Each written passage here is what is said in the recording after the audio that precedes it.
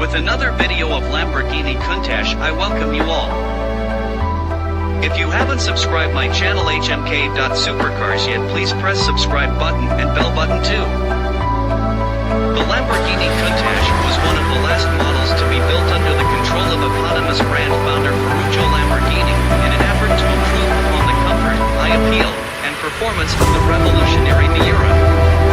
In 1970, Project LP112 was the code name given to what would ultimately become the Countach, the final name chosen after a styling assistant uttered the Piedmontese term Countach. An excited Turbois upon seeing the final concept slated to debut at Geneva in 1971. Nevertheless, it would take until 1974 for the production Countach LP400 to finally be ready. By then, Ferruccio Lamborghini's finances were looking dim, having both his tractor business and Lamborghini Automobili as well. He retired to the country to produce wine, while Lamborghini's new owners struggled to make the Countach a sales hit. By 1980, Lamborghini Automobili was in bankruptcy. When new owners came into the picture in 1982, the Countach was finally federalized for U.S. sales, a market that would come to be the automaker's largest. Through the years, the Countach was continually evolved. The earliest 1974 models, known as Periscopio for their unique periscope-style rear-view mirror setup, are the purest from a styling standpoint, without the cacophony of scoops, vents, wings, and flares that would come to epitomize the later cars. A Pizzerini-designed 3.9-liter V12 engine produced roughly 375 horsepower in a relatively light tubular space frame chassis designed by Paolo Stanzani. The frame was covered by striking wedge-shaped bodywork with futuristic scissor doors as styled by Marcello Gandini while at Bertone. In 1978, the Countach LP400S was introduced. Here we begin to see the styling take on extra flash with wider fender flares, wheels, and tires, and the introduction of the Countach's iconic and gargantuan V-shaped rear wing. Engine capacity was increased in 1982 to 4.8 liters, resulting in another name change to Countach LP5000S. For 1985, the Countach LP5000 QV was introduced, QV standing for Quattro Valvole, or 4-valve in Italian.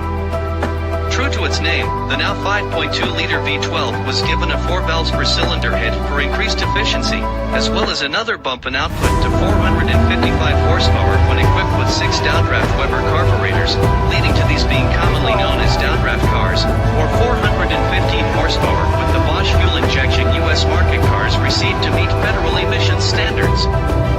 American spec cars also got larger, heavier impact bumpers than their European counterparts.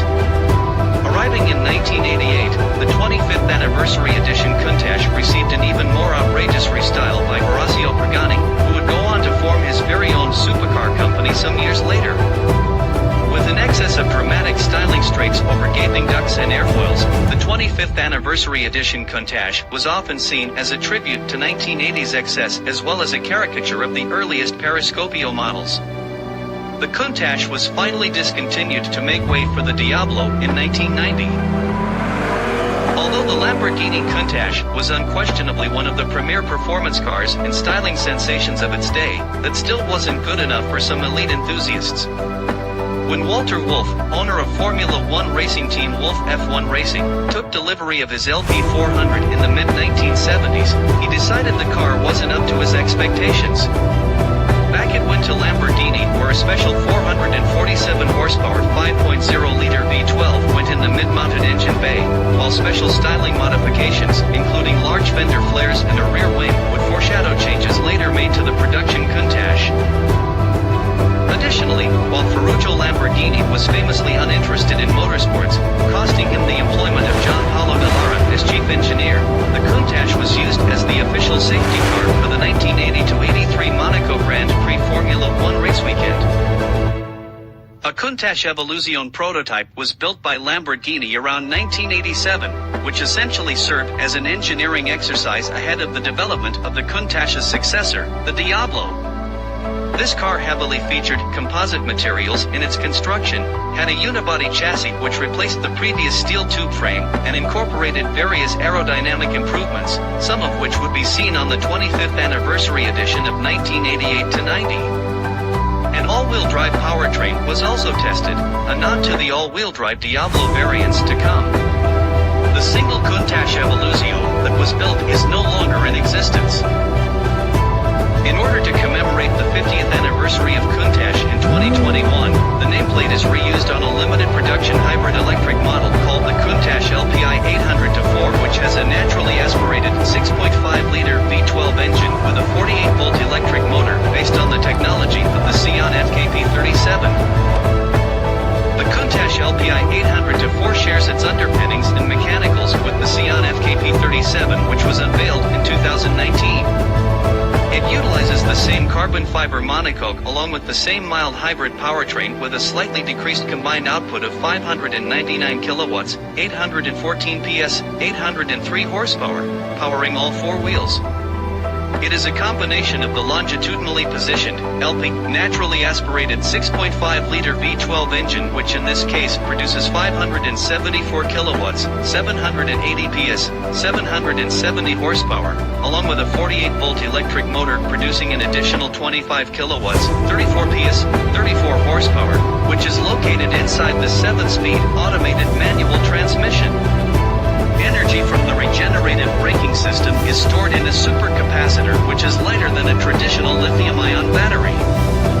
The dry weight is 1,595 kilograms, 3,516 pounds, with the percentage split 43 to 57 front to rear. Lamborghini claimed the car is capable of 0 to 100 kilometers per hour, 0 to 62 miles per hour, acceleration in 2.8 seconds, 0 to 200 kilometers per hour, 0 to 124 miles per hour, in 8.6 seconds, and a top speed of 355 kilometers per hour, 221 miles per hour.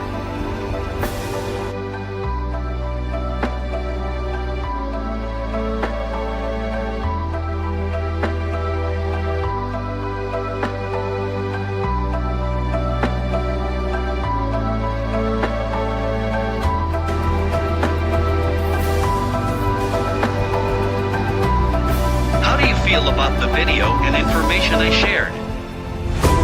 Please comment, like, and share this video. If you haven't subscribed to HMK.Supercars yet, please subscribe.